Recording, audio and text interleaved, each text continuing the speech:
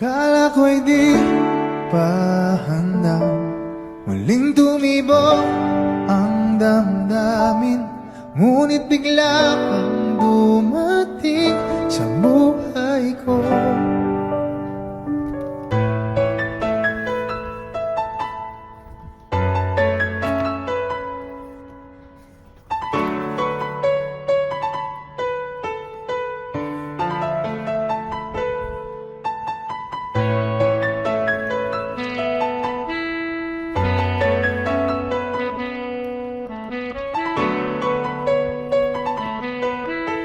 Sana ay ingatan ka niya. Hindi ko kayang makitang lumuluha ka. Kaya sobrang sakit sa akin na bitawan